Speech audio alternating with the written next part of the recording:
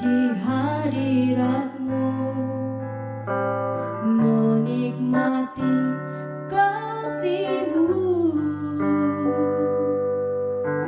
membawa seisi rumahku,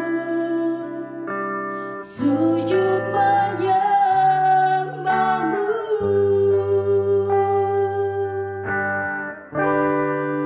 Ini keluargaku Tuhan, berkati dan lindungi semua, jagaiku dan seisi rumahku,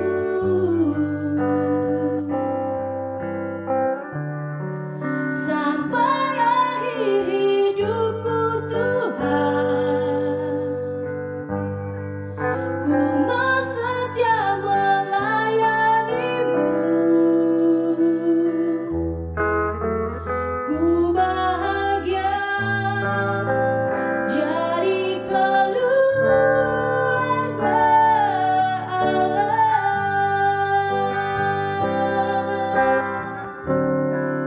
Ini keluargaku Tuhan, berkati dan lindungi semua, jagaiku dan seisi rumahku,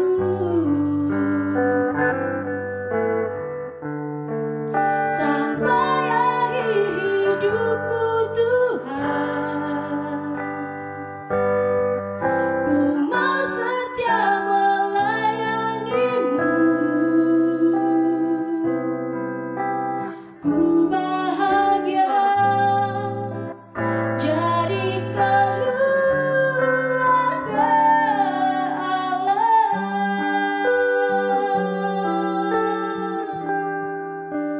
Ku bahagia jadi keluarga Allah.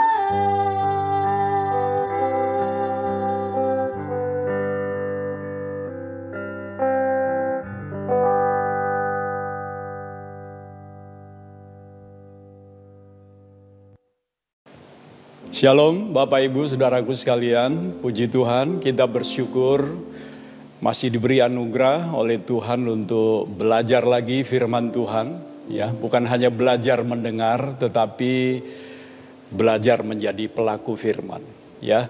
Nah, hari ini topik yang saya mau sampaikan adalah keluarga Lot sebagai peringatan, ya.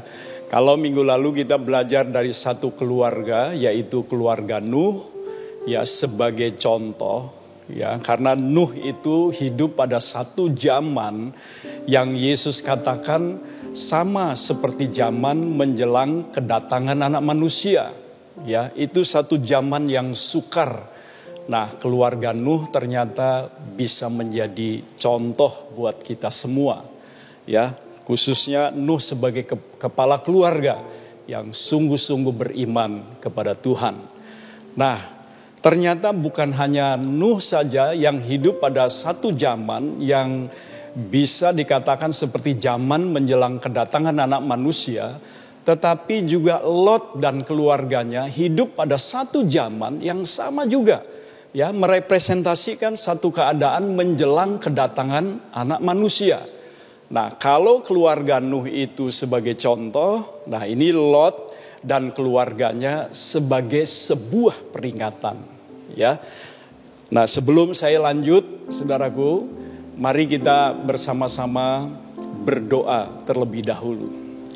Bapa di sorga, di dalam nama Tuhan Yesus, kiranya Roh Allah menolong kami pagi hari ini, di saat kami membuka hati untuk mendengarkan firman-Mu. Biar pengurapan-Mu ada atas kami semua, membuat kami mengerti lebih dari apa yang bisa kami dengar dari seorang manusia. Tuhan tolong kiranya biar waktu ini Kami ada di dalam cengkeraman daripada hadirat Tuhan. Kami siapkan hati kami untuk mendengarkan firman-Mu. Di dalam nama Tuhan Yesus Kristus kami mau sambut firman-Mu. Haleluya. Amin. Ya. Nah, jadi sekali lagi topik ini berkata keluarga Lot sebagai peringatan. Kita akan baca beberapa ayat, saudaraku ya. Di dalam Kejadian pasalnya yang ke-13, ayat 5 sampai dengan ayatnya yang ke-13. Ya, nanti penjelasan itu juga mengambil beberapa ayat di Kejadian pasal 18, Kejadian pasal 19. Tapi sebagai awalan kita membaca Kejadian pasal 3 ayat 5 sampai 13. Mari kita baca. Juga Lot yang ikut bersama-sama dengan Abram mempunyai domba dan lembu dan kemah. Tetapi negeri itu tidak cukup luas bagi mereka untuk diam bersama-sama. Sebab harta milik mereka amat banyak sehingga mereka tidak dapat diam bersama-sama. Karena itu terjadilah perkelahian antara para gembala Abram dan para gembala Lot. Waktu itu orang Kanaan dan orang Feris diam di negeri itu. Maka berkatalah Abram kepada Lot, janganlah kiranya ada perkelahian antara aku dan engkau, dan antara para gembalaku dan para gembalamu, sebab kita ini kerabat. Bukankah seluruh negeri ini terbuka untuk engkau? Baiklah, pisahkan dirimu daripadaku. Jika engkau ke kiri, maka aku ke kanan. Jika engkau ke kanan, maka aku ke kiri. Lalu Lot melayangkan pandangnya dan dilihatnyalah bahwa seluruh lembah Yordan banyak airnya. Seperti taman Tuhan, seperti tanah Mesir sampai ke Zoar. Hal itu terjadi sebelum Tuhan memusnahkan Sodom dan Gomora. Sebab itu Lot memilih baginya seluruh lembah Yordan itu. Lalu ia berangkat ke sebelah timur dan mereka berpisah. Abram menetap di tanah Kanaan, tetapi Lot menetap di kota-kota lembah Yordan dan berkemah di dekat Sodom. Adapun orang Sodom sangat jahat dan berdosa terhadap Tuhan. Nah, saudara, dari kisah Lot dan keluarganya ini, saudaraku, ada banyak hal yang kita bisa timba, ada banyak hal yang kita bisa jadikan pelajaran. Nah, kali ini saya menyampaikan ada 5 hal yang bisa menjadi peringatan bagi kita semua, ya. Nah, saudaraku, apa hal-hal penting ya yang bisa menjadi peringatan bagi kita semua? Ya, ada 5 hal. Ya, yang pertama, saudara, adalah jangan mengambil keputusan berdasarkan kepentingan diri sendiri. Ya, kita akan ulang beberapa ayat untuk menjelaskan poin-poin ini. Ya, kita baca lagi ayat yang ke-10. Dikatakan lalu Lot melayangkan pandangnya dan dilihatnyalah bahwa seluruh lembah Yordan banyak airnya seperti taman Tuhan, seperti tanah Mesir sampai ke Zoar. Nah, saudaraku, kalau kita membaca ayat ini, kita mendapatkan begini, saudaraku ya. Sebetulnya yang berhak untuk memilih duluan ya Abram mestinya, ya Abram lebih tua karena dia pamannya. Tapi kita sudah mendengar tadi bahwa Abram, ya waktu itu Abram ya namanya ya, belum Abraham, ya justru ya merasa begini, ya supaya jangan timbul perkelahian antara dia dan Lot, antara gembala-gembalanya dan gembala-gembala Lot, ya sebab mereka itu kerabat. Jadi Abraham mengatakan, tanah ini, negeri ini terbuka untuk engkau. Ya, silakan pilih. Kalau kamu ke kiri, aku ke kanan. Ya, kalau kamu ke kanan, aku ke kiri. Saudaraku, lalu Lot tanpa merasa enggan, saudaraku ya. Sebagai orang muda, bahkan bukan cuma itu. Dia itu yang diajak oleh Abram, saudaraku. Dia itu yang diajak oleh Abraham. Dia punya kambing domba yang menjadi jauh lebih banyak, itu juga karena Allah memberkati Abraham. Ya, karena Abraham diberkati, dia juga ikut diberkati. Seharusnya dia merasa enggan. Mestinya dia berkata begini, oh paman dululah. Jangan saya, kan saya cuma ikut sama paman. Paman dulu yang pilih. Kan janji Tuhan itu diberikan kepada paman, bukan kepada saya. Nah, saudaraku, tetapi hal yang seperti ini tidak terjadi. Ketika Abraham memberi kesempatan kepada Lot untuk memilih tanpa rasa enggan, tanpa rasa sungkan, tanpa rasa gak enak bahwa dia ini hanya keponakan, hanya diajak, hanya ikut bersama-sama Abraham. Dia langsung, saudaraku, melayangkan pandangnya. Kemudian dilihatnya lah bahwa seluruh lembah Yordan itu banyak airnya. Seperti taman Tuhan, seperti tanah Mesir sampai ke Zoar. Saudara, apa yang dilihatnya, itulah yang kemudian mempengaruhi dia, saudaraku. Keputusan yang dia ambil berdasarkan apa yang dia pandang, apa yang dia lihat, dan terutama apa yang dipikir oleh dia akan memenuhi kepentingan dia. Bisa jadi, saudaraku, pertengkaran antara gembala-gembala Abraham dan gembala-gembala Lot itu, saudaraku, karena masalah air barangkali, masalah rumput, bisa jadi. Ya. Nah sekarang Lot melihat seluruh lembah Yordan, banyak airnya, barangkali ini yang paling penting buat dia. Itu dia, banyak airnya. Rumput sih di mana-mana tersedia, tapi yang banyak airnya itu di seluruh lembah Yordan itu. Jadi saudara, tanpa sungkan, tanpa berkonsultasi lagi kepada pamannya, dia langsung mengambil keputusan itu untuk memilih tempat itu bagi dirinya sendiri, saudaraku. Mari kita perhatikan, saudaraku ya, keputusan Lot itu banyak didasari oleh kepentingan dirinya sendiri. Bagaimana nanti kambing dombanya akan lebih gemuk, lebih sehat, ya akan bertambah-tambah. Saudaraku, pikirannya seperti itu. Nah, saudaraku, itu sebabnya di ayat 11 dikatakan ya tentang seluruh, padahal ya dikatakan di ayat 11, saudaraku, mengenai seluruh lembah Yordan yang banyak airnya itu dikatakan ayat 11, hal itu terjadi sebelum Tuhan memusnahkan Sodom dan Gomora. Ya, jadi apa yang dilihat oleh Lot, saudaraku, itu begitu memikat hati Lot. Dan itu memang sesuatu yang ya naturnya manusia begitu. Mudah sekali dipengaruhi oleh apa yang dilihat oleh pandangan matanya, saudaraku.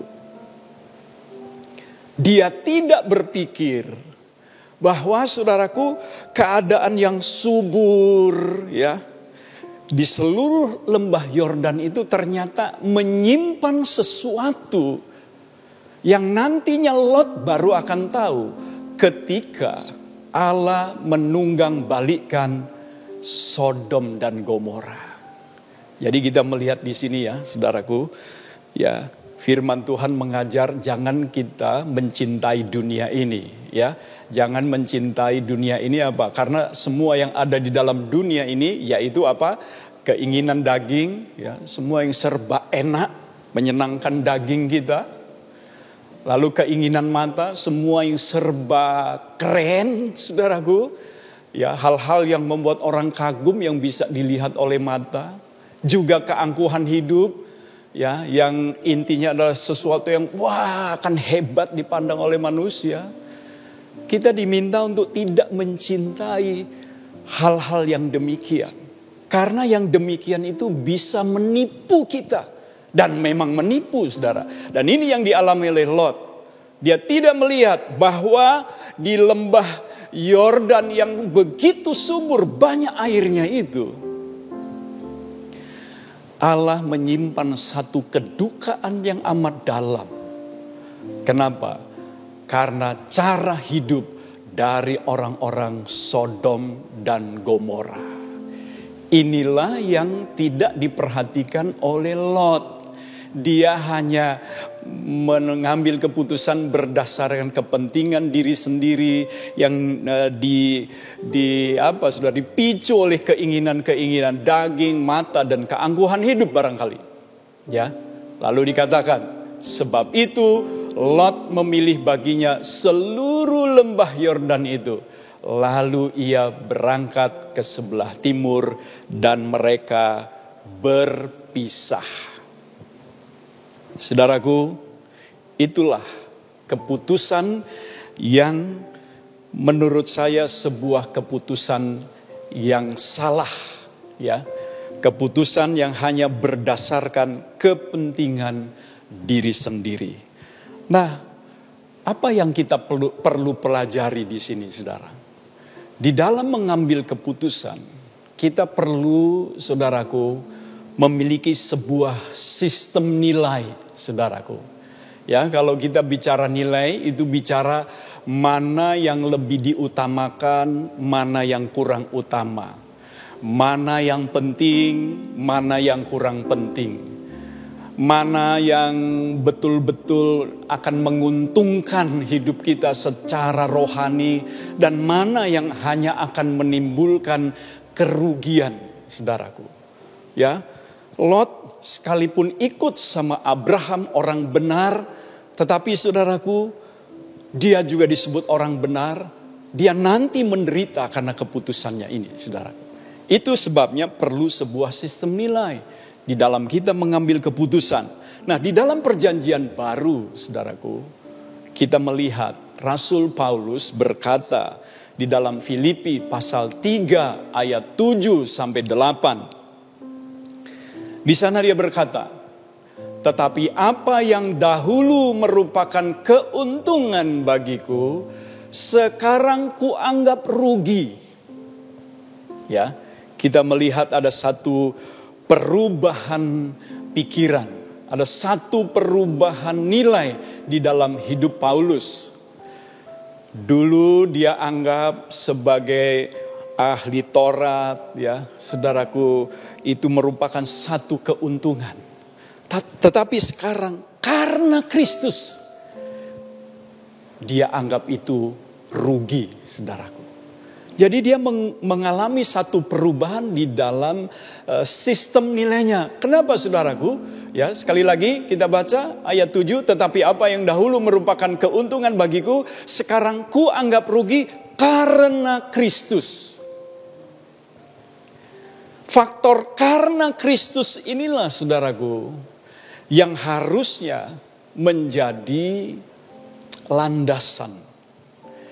Yang harusnya menjadi dasar dari cara-cara kita mengambil keputusan. Ya. Nah, Paulus kemudian melanjutkan di ayat 8, Filipi 3 ini, saudaraku. Malahan segala sesuatu kuanggap rugi, karena pengenalan akan Kristus Yesus, Tuhanku, lebih mulia daripada semuanya. Oleh karena dialah aku telah melepaskan semuanya itu dan menganggapnya sampah supaya aku memperoleh Kristus. Jadi sekarang Paulus, saudaraku, mendasarkan setiap hal di dalam hidupnya. Caranya dia mengambil keputusan, caranya dia berpikir, caranya dia bersikap. Saudaraku, dia landaskan itu atas dasar apakah itu akan membawa dia kepada pengenalan yang lebih lagi kepada Kristus Yesus. Kalau tidak, saudaraku, nah itu enggak perlu diambil, saudaraku. Kenapa? Karena dia berkata, pengenalan akan Kristus Yesus Tuhannya lebih mulia daripada semuanya. Oleh karena Kristuslah dia telah melepaskan semuanya itu dan menganggapnya sampah. Apa yang dulu jadi, saudaraku, kebanggaan dia sebagai orang Farisi, ahli Taurat, saudaraku, dia disunat dalam melaksanakan hukum Taurat, dia tidak bercacat. Dulu itu bisa menjadi satu kebanggaan. Tapi sekarang karena Kristus, itu menjadi sesuatu yang dia anggap sampah saja, saudaraku ya.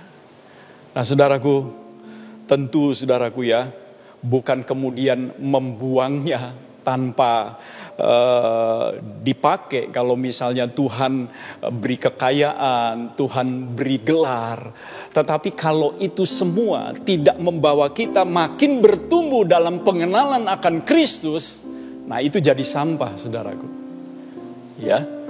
Saudara yang punya gelar, saudara yang punya kekayaan, saudara punya pengetahuan, saudaraku, jangan pakai untuk kepentingan diri sendiri, ya, atau membuat kita justru jauh dari proses bertumbuh dalam pengenalan akan Kristus, ya. Tapi pakailah justru itu untuk membawa kita makin mengenal Dia, ya, dan itu akan membuat semua yang ada Tuhan karuniakan kepada kita bisa jadi berkat bagi banyak orang dan saudaraku membawa kemuliaan bagi namanya.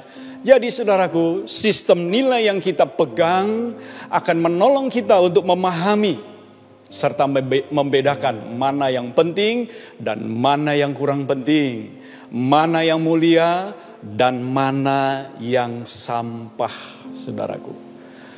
Kiranya Tuhan menolong kita, ya, di dalam setiap kali mengambil keputusan, apakah keputusan itu betul-betul akan memuliakan nama Tuhan? Itu sebabnya saya berikan catatan tambahan untuk bagian ini, supaya tidak salah di dalam mengambil keputusan. Pertimbangkan, ya, berdasarkan 3 hal ini. Yang pertama, apakah keputusan saya memuliakan Allah? Ya. Semua orang yang sudah diselamatkan pasti mengerti maksudnya. Ya, apakah keputusan yang saya ambil itu akan menunjukkan bahwa saya ini benar-benar melakukan firman. Wah, apa yang diambil keputusan Pak Theo atau siapa itu sesuai firman. Nah, kalau sesuai firman pasti memuliakan Tuhan. Yang kedua, apakah keputusan saya menguatkan iman saya sendiri? Ya, saya percaya kalau keputusan kita tepat, saudaraku, itu akan menguatkan iman kita sendiri. Ya, bahkan kalau keputusan itu kita sudah ambil puluhan tahun lalu dan sekarang kita masih ada di dalam keputusan itu masih yang memberi efek, saudaraku, menguatkan iman. Ya,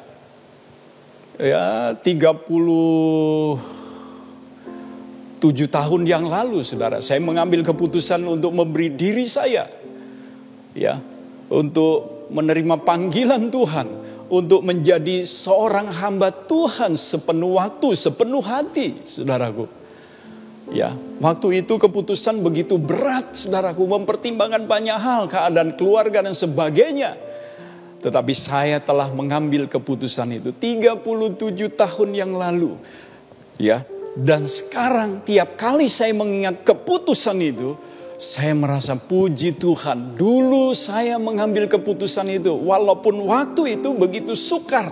Waktu itu mempertimbangkan begitu banyak hambatan. Tapi saya sudah mengambil keputusan, menyerahkan hidup saya sepenuhnya kepada Tuhan.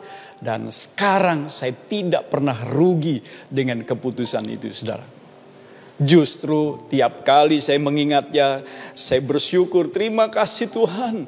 Pada waktu itu saya mengambil keputusan yang sesuai dengan kehendak-Mu.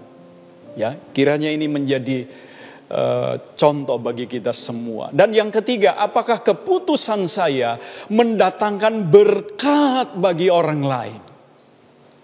Saya percaya saudaraku, keputusan saya 37 tahun lalu.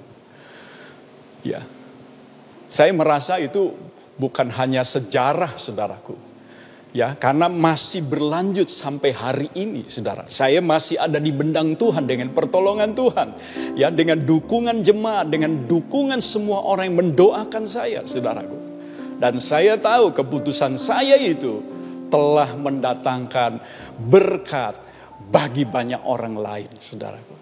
Ya, jadi mari kita belajar, jangan mengambil keputusan berdasarkan kepentingan diri kita sendiri. Yang kedua, kita belajar, saudaraku, dari Lot, ya, keputusan yang berdasarkan kepentingan diri sendiri atau berdasarkan keinginan yang salah membawa kita masuk ke dalam pencobaan. Ya. Apa yang Lot putuskan itu ternyata, saudaraku, membawa pencobaan kepada dia dan seisi rumahnya. Bahkan, saudaraku, bukan sekedar pencobaan, saudara. Lebih daripada itu, jiwa Lot sebagai orang benar tersiksa. Ya, Rasul Petrus menyinggung seperti itu, saudara. Bahkan nilai-nilai moral daripada keluarganya hancur. Nah, sebagai contoh, kita baca, saudaraku, di dalam Kejadian pasal 19 ayat 8a. Kita baca, kamu tahu, aku mempunyai 2 orang anak perempuan yang belum pernah dijamah laki-laki. Baiklah mereka kubawa keluar kepadamu. Perbuatlah kepada mereka seperti yang kamu pandang baik. Camkan dulu ini kata-kata kata-kata Lot ini, saudaraku. Ya. Saya gak habis pikir kalau membaca ayat ini, saudaraku. Bagaimana mungkin seorang ayah, ya biasanya ayah itu sayang banget sama anaknya yang perempuan, saudara. Nah, kita tahu sejarahnya bukan, saudaraku. Bagaimana ketika 2 malaikat Tuhan itu mau menyelamatkan Lot, pergi ke Sodom, saudaraku. Dan saat itu Lot menerima kedua malaikat itu di rumahnya. Nah, ternyata penduduk Sodom itu tahu ada 2 orang laki-laki menginap di rumah Lot. Makanya semua laki-laki di kota itu kemudian datang, sudah mengepung rumah Lot. Minta supaya 2 laki-laki itu, yaitu 2 malaikat Tuhan itu, supaya keluar. Apa maksudnya? Supaya orang-orang Sodom itu memakai mereka. Nah, saudara tahu maksudnya memakai mereka. Itu dosa homoseksualitas, saudara. Nah, Lot, saudaraku, waduh, habis akal waktu itu. Dia mau melindungi tamunya, tetapi orang-orang ini bagaimana? Lalu dia punya satu pikiran yang bagi saya begitu mengerikan. Dia berkata bahwa dia punya 2 anak perempuan yang masih perawan, belum pernah dijamah laki-laki. Daripada 2 orang tamu saya itu lebih baik 2 anak ini saya bawa keluar. Lalu lakukan apa saja yang kamu mau. Wow. Mungkin tidak dengan hati yang enak Lot berkata-kata seperti itu. Tetapi itulah, saudaraku. Karena dia telah memutuskan untuk tinggal di daerah itu. Jiwanya itu tersiksa. Dan nilai-nilai moralnya hancur. Akhirnya dia berkata seperti itu. Untung hal itu tidak terjadi, saudara. Nah, saudara, pada zaman kita mungkin ya tidak ada di antara kita para ayah yang akan bertindak seperti Lot. Tapi bisa saja bertindak dengan cara lain yang mengakibatkan anak-anaknya hancur secara moral. Misalnya saudaraku, ya, yang menjadi isu penting hari-hari ini adalah menyekolahkan anak misalnya. Ada orang mau menyekolahkan anak, yang penting itu murah, yang penting gratis. Tidak pernah berpikir bahwa di tempat yang murah, tempat yang gratis itu, ternyata saudaraku itu tempat di mana moral dari anak-anaknya susah untuk dijaga, susah untuk dipelihara. Sebab firman Tuhan berkata, saudaraku, pergaulan yang buruk merusakkan kebiasaan yang baik. Anak-anak kita didik di rumah dengan kebiasaan yang baik, karakternya mulai terbentuk. Tetapi kita salah barangkali. Kita mengizinkan anak itu sekolah di tempat yang gak ada sistem nilai diajar. Yang penting belajar, yang penting pintar, yang penting dapat nilai. Tapi moralitas daripada sekolah itu adalah moralitas yang mewakili dunia yang makin hancur ini, saudara. Kadang orang tua juga mengizinkan, bahkan ya mengarahkan anaknya bekerja di mana, di tempat pekerjaan yang anaknya gak siap untuk menanggung suasana, atmosfer, nilai-nilai yang ada di perusahaan atau di tempat dia bekerja. Baru kerja berapa bulan udah berubah nilainya. Nah itu sama saja, saudara. Ya. Nah mari kita perhatikan saudaraku ya. Setiap keputusan yang salah itu mengandung resiko. Kita bisa masuk dalam pencobaan, bahkan lebih daripada itu kita mengalami kehancuran secara moral. Nah saya mau membaca saudaraku ya. Di dalam Yehezkiel 16 ayatnya yang ke-49 saudaraku ya. Ini catatan mengenai dosa Sodom. Ya, saya akan baca dari Alkitab saya. Ya, dikatakan lihat, inilah kesalahan Sodom kakakmu yang termuda itu, kecongkakan, makanan yang berlimpah-limpah dan kesenangan hidup ada padanya dan pada anak-anaknya perempuan, tetapi ia tidak menolong orang-orang yang sengsara dan miskin, saudaraku. Ternyata orang-orang Sodom itu saudara. Ya, kalau dari ayat yang Yehezkiel 16 ayat 49 itu mereka dikatakan itu congkak, saudara. Makanan yang berlimpah-limpah dan kesenangan hidup. Bisa jadi karena tempat mereka subur, saudaraku. Daerah mereka subur. Ya, makan minum ya itu dicatat juga di dalam Lukas pasal 17 ayat 28 dan selanjutnya. Ya pada zaman itu, zaman Lot itu saudaraku, mereka makan, minum, menjual dan membeli. Di sini dikatakan saudaraku, ya congkak, makanan yang berlimpah-limpah, kesenangan hidup ada pada mereka dan pada anak-anaknya perempuan. Tetapi sekalipun banyak hartanya, dikatakan ia tidak menolong orang-orang sengsara dan miskin, saudara. Ini bicara tentang nilai-nilai, saudara. Bagaimana menggunakan segala berkat yang Tuhan berikan. Ya, pada zaman Nuh disebut juga. Mulainya zaman itu dikatakan makan, minum, yaitu melazatkan tubuh, saudara. Di zaman Lot juga makan, minum disebut itu. Yang pertama. Jadi dari situ, saudara, kesenangan-kesenangan lain makin menuntut. Sehingga jatuhlah di dalam dosa-dosa moral yang luar biasa. Jadi saudaraku, saya menegaskan keputusan yang berdasarkan keinginan yang salah akan membawa kita masuk ke dalam pencobaan. Ya. Yang ketiga, harta benda itu menarik dan dapat mengikat hati manusia.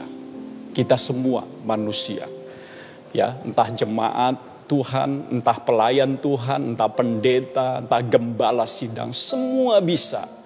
Ya, kalau dia tertipu, dia bisa aja melihat harta itu dengan cara atau dengan sudut pandang yang berbeda, dan harta itu bisa mengikat dia, saudaraku. Mari kita melihat di dalam Kejadian 19 ayat 26, ya, saudaraku, ketika Allah menunggang balikkan Sodom dan Gomora, ya, ketika Allah menurunkan api dan belerang, itu unsur-unsur yang ada di dalam neraka itu, saudara.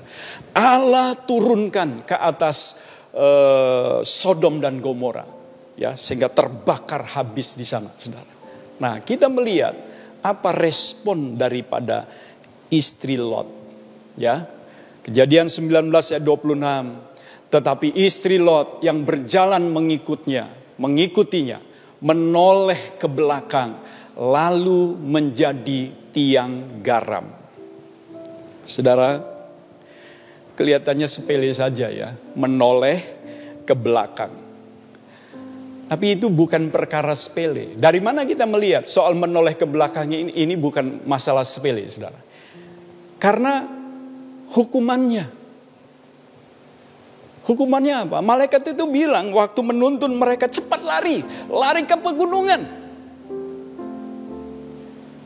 Cepat, ayo cepat, jangan kamu menoleh ke belakang. Itu perintah. Tapi istri Lot lupa barangkali. Kenapa dia lupa? Mungkin hatinya masih, saudaraku ya, melihat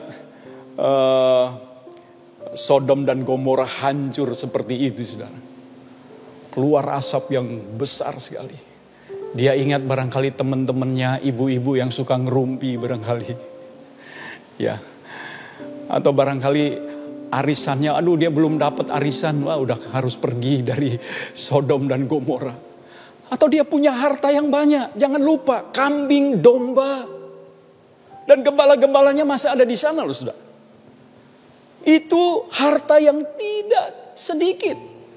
Nah, istri Lot, saudaraku, barangkali dia berpikir bagaimana ya dengan harta saya. Dia cuma menengok ke belakang. Tapi saudaraku, itu sangat fatal.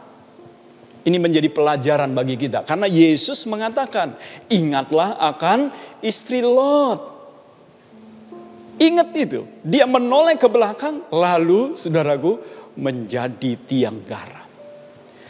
Jadi salah satu kesimpulan yang saya juga, saudaraku, coba belajar dari catatan para penafsir Alkitab, saudaraku. Salah satunya mengatakan istri Lot masih terikat dengan harta bendanya yang ada di Sodom.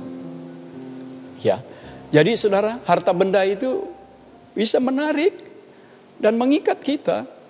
Ya. Nah, makanya di dalam Mazmur 62 ayat 11b, pemazmur berkata, apabila harta makin bertambah, janganlah hatimu melekat kepadanya. Janganlah hatimu melekat padanya. Nah, Yesus memberikan satu cara. Bagaimana caranya supaya kita ketika harta kita ditambahkan, hati kita tidak melekat kepadanya. Yesus memberi caranya, Yesus memberi jalannya. Yesus itu, saudaraku, melengkapi apa yang ditulis di Perjanjian Lama. Dia mengisinya dengan sesuatu yang jauh lebih komplit lagi. Kita membacanya di dalam Matius 6 ayat 20 sampai 21. Ini caranya supaya harta kita tidak mengikat kita. Yesus berkata di sana, tetapi kumpulkanlah bagimu harta di sorga. Di sorga ngengat dan karat tidak merusakkannya, dan pencuri tidak membongkar serta mencurinya. Karena di mana hartamu berada, di situ juga hatimu berada. Jadi singkatnya, saudaraku ya, siapa berani lawan Yesus, saudaraku? Yesus itu secara tepat mengatakan, di mana harta kita berada, di situ juga hati kita. Jadi hati kita itu mengikuti harta kita. Coba saudaraku, kalau saudara pergi ke kebaktian, ya, sementara memuji Tuhan, saudara ingat, aduh rumah belum dikunci. Apa yang ada di hati saudara? Ya, Saudara mulai khawatir. Jangan-jangan saudara izin dulu, buruan. Tapi kalau rumahnya terlalu jauh, mungkin bukan izin lagi, pamit langsung. Ya. Nah, bagaimana supaya jangan hati kita terikat pada harta secara negatif. Makanya Yesus berkata, kumpulkanlah bagimu harta di sorga. Walaupun ayat ini familiar buat kita semua, juga bagi saya saudara. Tapi saya memikirkan lagi, kumpulkan bagimu harta di sorga. Bagaimana caranya ya? Oh, kita saudaraku memberikan persembahan, mengembalikan persepuluhan, membantu orang miskin, memberkati orang tua kita. Ya, tapi saya memikirkan begini saudara. Ada jiwa-jiwa di luar sana yang perlu dijangkau. Jiwa-jiwa yang belum mengenal Tuhan.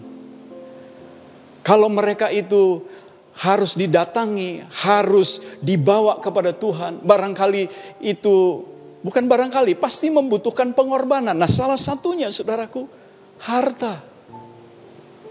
Harta kita untuk pelayanan misi, untuk pekerjaan menjangkau jiwa-jiwa. Setiap kali jiwa-jiwa itu dimasukkan, dipindahkan dari maut ke dalam hidup saudara. Dari kerajaan kegelapan kepada kerajaan anaknya yang terang itu. Itu kerajaan sorga diperluas saudaraku. Pikirkan saudaraku. Kita hidup di satu zaman yang sukar. Nah, salah satunya ditandai karena manusia mencintai dirinya sendiri dan menjadi hamba uang. Saudara, sebetulnya gak ada yang kita punya, bukan saudaraku? Semua harta kita miliknya Tuhan. Hidup kita juga milik Tuhan. Jadi kalau Tuhan memerlukan dan bahkan Tuhan memerintahkan kumpulkan di sorga, saya percaya saudara, salah satunya adalah harta kita dipakai untuk menjadi sarana menjangkau jiwa-jiwa bagi kerajaan sorga, saudara.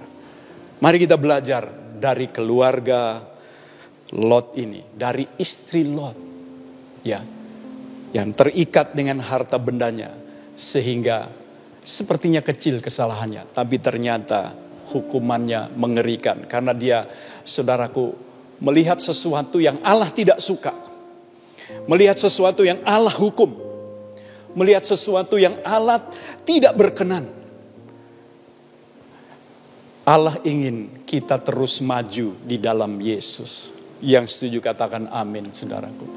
Yang keempat, saudaraku, kita belajar.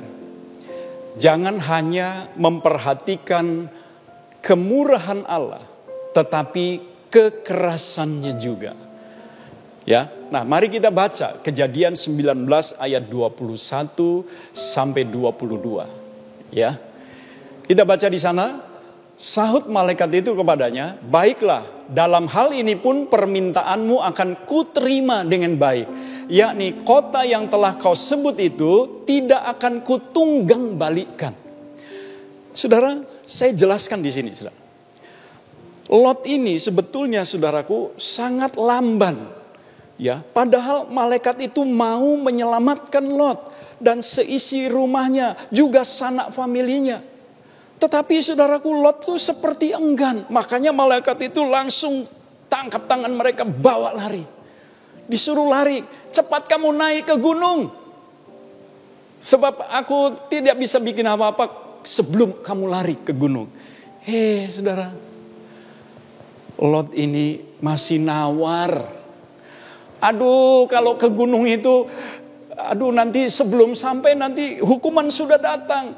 Jangan ke gunung lah, jauh itu barangkali. Capek mau ke sana, boleh nggak ke kota itu saja? Ke kota itu saja.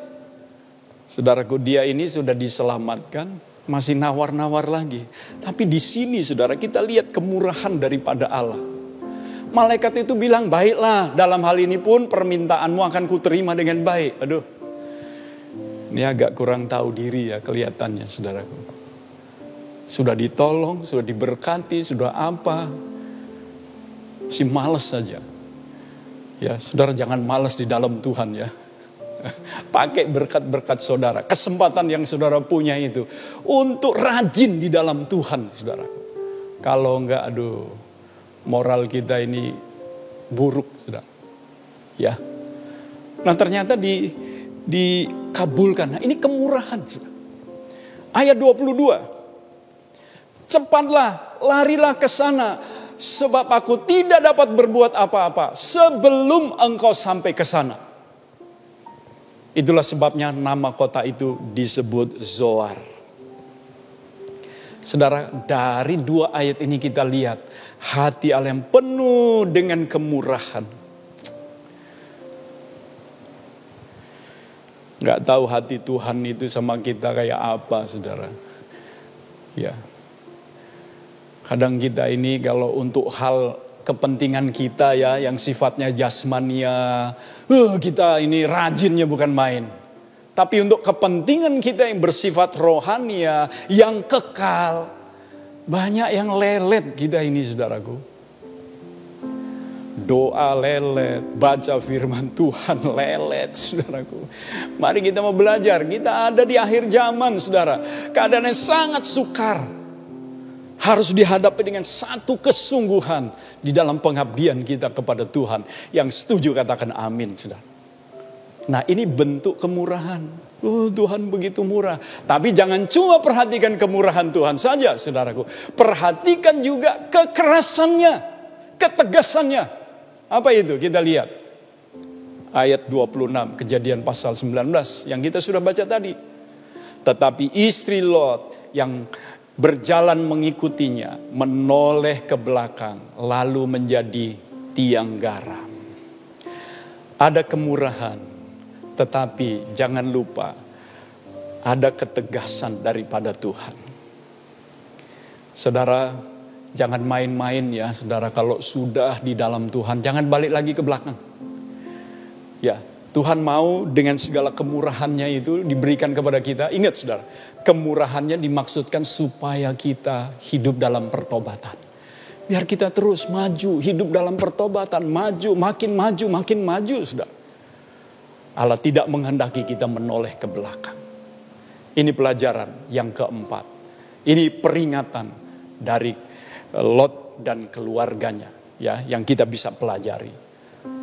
Di dalam Roma 11 ayat 21-22 dikatakan begini, sebab kalau Allah tidak menyayangkan cabang-cabang asli, yaitu Israel maksudnya, ia juga tidak akan menyayangkan kamu orang di luar Israel. Sebab itu perhatikanlah kemurahan Allah dan juga kekerasannya, yaitu kekerasan atas orang-orang yang telah jatuh, tetapi atas kamu kemurahannya, ya, atas orang di luar Israel yang menerima keselamatan di dalam Yesus. Tetapi atas kamu kemurahannya, yaitu jika kamu tetap dalam kemurahannya. Jika tidak, kamu pun akan dipotong juga. Kalau Allah tidak menyayangkan cabang asli, yaitu Israel, mereka dipotong. Apalagi kita yang bukan Israel secara jasmani. Kita menjadi Israel rohani, itu sudah satu kemurahan yang luar biasa. Mari kita pelihara, kita kerjakan keselamatan yang Tuhan sudah anugerahkan kepada kita. Nah, kita masuk kepada peringatan yang kelima, ya, dari Lot dan keluarganya. Yang kelima adalah pentingnya setiap keluarga berdoa syafaat. Ya, mari kita membaca di dalam Kejadian 19 ayat 22. Di sana malaikat itu berkata kepada Lot dan keluarganya, cepatlah, larilah ke sana, sebab aku tidak dapat berbuat apa-apa sebelum engkau sampai ke sana. Itulah sebabnya nama kota itu disebut Zoar. Saudara, perhatikan kalimat daripada malaikat itu, saudaraku. Ya, mereka menyuruh Nuh untuk cepat pergi ke kota yang Lot sendiri minta supaya pergi ke sana. Dia berkata, cepatlah, larilah ke sana, sebab aku tidak dapat berbuat apa-apa. Artinya, dua malaikat yang diutus oleh Allah untuk menunggang balikan, untuk menghukum Sodom dan Gomora, tidak akan berbuat atau tidak akan melakukan penghukuman itu sebelum, ya sekali lagi, sebelum Lot dan keluarganya itu menyingkir, sebelum Lot dan keluarganya terhindar dari bahaya penghukuman itu. Saudara, membaca bagian ini, saudaraku, saya merasakan betapa luar biasanya kuasa daripada doa syafaat. Saya ingat bagaimana Abraham tawar-menawar dari 50. Kalau ada 50 orang benar, apa engkau akan memusnahkan? Saudaraku, Tuhan berkata tidak. Kalau 40, kalau 30, sampai kemudian Abraham menawar kalau 10. Ya, kita baca Kejadian 18 ayat 32, katanya janganlah kiranya Tuhan murka kalau aku berkata lagi sekali ini saja, sekiranya 10 didapati di sana. Firman-Nya, aku tidak akan memusnahkannya karena yang 10 itu. Saudaraku, memang akhirnya tidak sampai 10, saudaraku. Ya, calon mantu daripada Lot waktu diajak malah ngetawain Lot. Saudaraku, main-main ini calon papa mertua. Makanya malaikat cepat bawa mereka keluar dari Sodom, saudara. Gak sampai 10, hanya Lot, 2 anaknya dan istrinya, cuma 4 orang. Akibatnya, saudaraku, Sodom dan Gomora dimusnahkan. Tapi yang penting di sini begini, saudara. Karena syafaat daripada Abraham, saudaraku, 4 orang ini minus istri jadinya ya. Jadi tinggal 3 orang. Akhirnya diselamatkan, saudaraku. Jadi betapa luar biasanya pengaruh doa syafaat. Saya percaya doa syafaat kita untuk orang-orang yang belum mengenal Tuhan, terutama saudara-saudara dekat kita. Itu satu doa yang sangat berkenan di hati Bapa kita. Di hati daripada Tuhan kita Yesus Kristus. Dan saya percaya Roh Kudus juga akan menolong kita mendoakan orang-orang yang belum diselamatkan itu. Saudaraku, seorang hamba Tuhan bernama Jack Hayford menulis seperti ini, saudara. Saya percaya apa yang dituliskan ini puluhan tahun lalu, saudara. Ya, beliau menuliskan ini. Saya percaya ini menjadi perhatian, bisa menjadi perhatian untuk kita yang hidup sekarang ini. Dia berkata begini, Allah sedang membangkitkan bala tentara pendoa yang perkasa di seluruh dunia. Mereka sedang menyatukan diri dengan pasukan 1.000, 10.000 dan bahkan 100.000 sebagai laskar salib yang sejati. Setiap kali Anda berdoa, setiap kali kita berdoa atau keluarga kita berdoa, akan menjadi bagian dari suatu persekutuan doa yang sedang tumbuh dan yang tak akan berhenti bertumbuh sampai Yesus datang. Ini bukan suatu hal yang kecil, karena ini adalah kunci dari suatu lawatan Allah di akhir zaman yang akan menyapu seluruh bumi. Saudaraku, saya mengajak tiap-tiap kita, saya mengajak setiap keluarga untuk bergabung menjadi satu pasukan doa, saudaraku. Baik secara pribadi kita menjadi pendoa syafaat. Pendoa syafaat bukan untuk orang-orang tertentu, saudara. Semua kita orang percaya diminta untuk berdoa bersyafaat. Kita sebagai keluarga juga. Mari saudara, kita merindukan satu lawatan Allah di akhir zaman yang akan menyapu seluruh bumi dengan kuasa daripada Tuhan. Ini kunci, saudara. Tentu tidak melupakan firman, tidak melupakan bagaimana kita belajar hidup kudus di hadapan Tuhan dan dapat dilihat oleh manusia. Mari saudaraku, kita akhiri renungan ini dengan syukur. Kita belajar dari kesalahan-kesalahan keluarga Lot ini, supaya tidak terjadi di dalam kehidupan kita. Orang-orang yang hidup di akhir zaman. Tuhan kiranya memberkati kita semua. Saudaraku, mengakhiri renungan kita hari ini, Saya ajak untuk kita semua menaikkan satu pujian yang berkata, zaman sekarang berjagalah. Biar pujian ini memotivasi kita untuk sungguh-sungguh berlindung di bawah kuasa daripada firman Allah. Zaman sekarang berjagalah.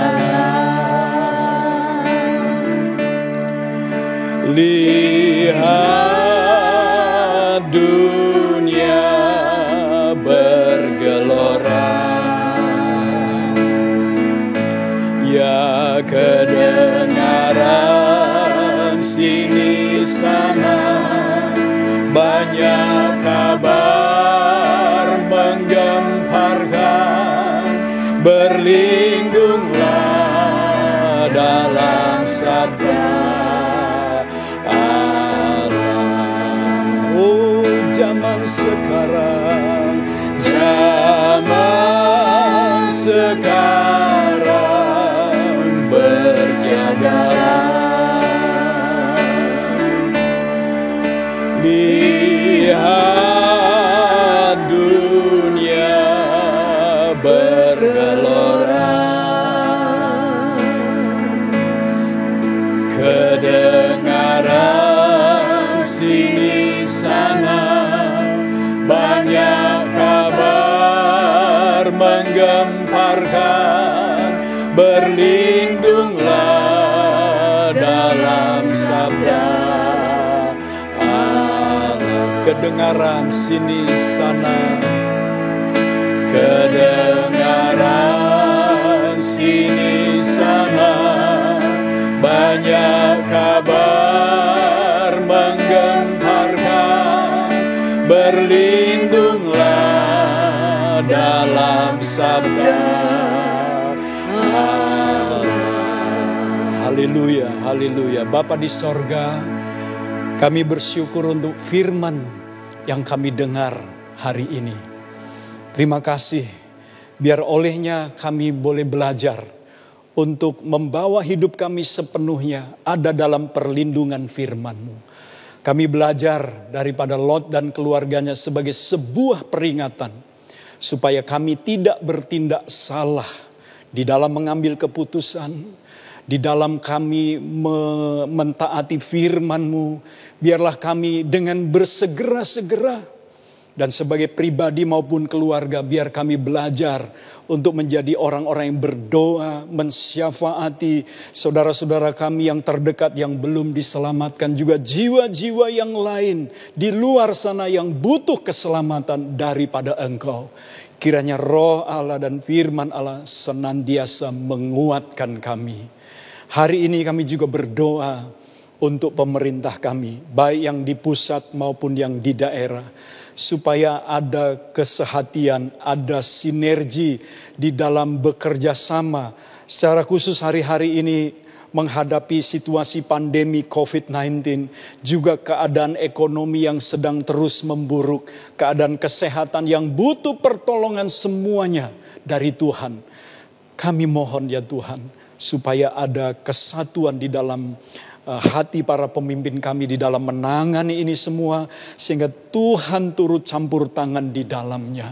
Dan lebih daripada itu, Tuhan kami percaya Engkau mengasihi bangsa ini. Kebutuhan bangsa ini yang terbesar adalah keselamatan di dalam satu-satunya nama, yaitu Yesus Kristus Tuhan kami, yang telah rela mati menanggung dosa manusia, dan yang bangkit membenarkan, yang telah naik ke sorga dan yang akan datang lagi kali yang kedua, untuk menyatakan penghakiman, tetapi juga untuk memberikan upah kepada orang-orang yang percaya. Terima kasih Bapa, terima kasih. Kami berdoa untuk jemaat Tuhan yang sakit. Biar kiranya melalui sakit mereka boleh makin mendekat kepada Tuhan. Sehingga ketika mereka mengalami kesembuhan, mereka telah belajar sesuatu yang benar dari firman-Mu di dalam pimpinan daripada Allah Roh Kudus sendiri. Terima kasih untuk kesehatan, untuk semua yang baik yang Tuhan telah anugerahkan kepada kami.